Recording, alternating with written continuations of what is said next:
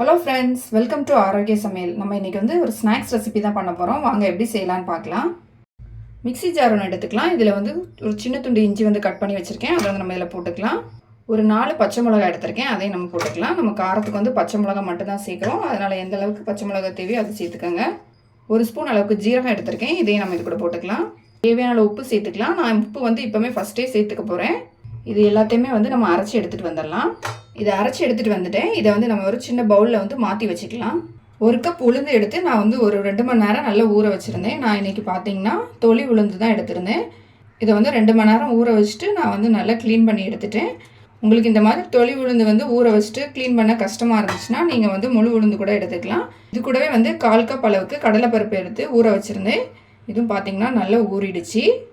இப்போ நம்ம ரெண்டையுமே வந்து சேர்த்து தான் அரைக்க போகிறோம். அதனால் இதில் வந்து ரெண்டையுமே சேர்த்துக்கலாம்.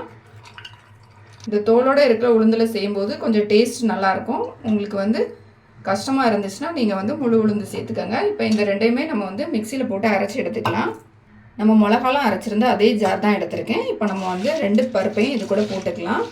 இதில் வந்து நம்ம தண்ணி எதுவும் சேர்க்க வேண்டாம். இதை வந்து நல்லா குறைன்னு தான் அரைச்சி எடுக்கணும். நல்லா மையாகவும் அரைக்கக்கூடாது. இப்போ இதை வந்து நம்ம அரைச்சி எடுத்துகிட்டு வந்துடலாம்.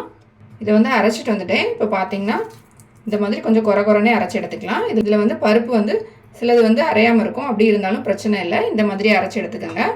எல்லாத்தையுமே அரைச்சி எடுத்துகிட்டு வந்துட்டேன். இப்போ பார்த்தீங்கன்னா கொஞ்சம் குறைன்னு அரைச்சி எடுத்திருக்கேன். நம்ம வந்து மசால் வடைக்கு எந்த மாதிரி அரைப்போமோ அந்த மாதிரி தண்ணி சேர்க்காமல் அரைச்சி எடுத்திருக்கேன். இப்போ இது கூட வந்து நம்ம பச்சை மிளகா, ஜீரகம், இஞ்சி எல்லாம் அரைச்சி வச்சுருந்த மசாலா வந்து இது கூட போட்டுக்கலாம். கொஞ்சமாக பெருங்காயத்தூள் சேர்த்துக்கலாம். இது எல்லாத்தையும் இப்போ நல்லா மிக்ஸ் பண்ணிக்கலாம். நம்ம வந்து உப்பு வந்து ஃபஸ்ட்டே சேர்த்துட்டோம், அதனால் உப்பு போட தேவையில்லை. சப்போஸ் உப்பு கம்மியாக இருந்தால் மட்டும் நம்ம சேர்த்துக்கலாம் கொஞ்சமாக.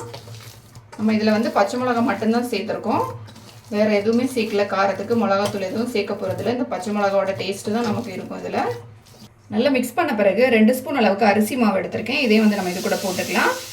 அரிசி மாவு வந்து கொஞ்சம் கிறிஸ்பியாக இருக்கிறதுக்கு வேண்டி சேர்த்துருக்கேன். இது எல்லாத்தையும் நல்லா மிக்ஸ் பண்ணிடலாம். இப்போ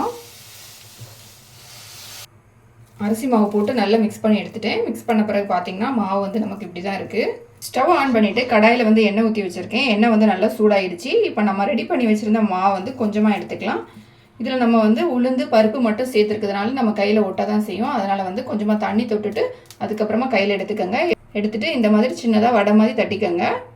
இந்த மாதிரி தட்டிட்டு நம்ம வந்து ஆயிலில் போட்டுடலாம். ஆயில் வந்து நல்லா சூடான பிறகு இந்த மாதிரி போடுங்க.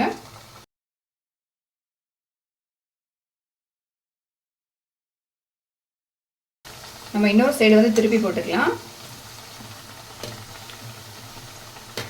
2 பக்கமே ஆயில் நல்லா வெந்துடுச்சு. இப்போ பார்த்தீங்கன்னா இந்த அளவுக்கு கலர் சேஞ்ச் ஆன போதும் நம்ம வந்து எடுத்துடலாம். இப்போ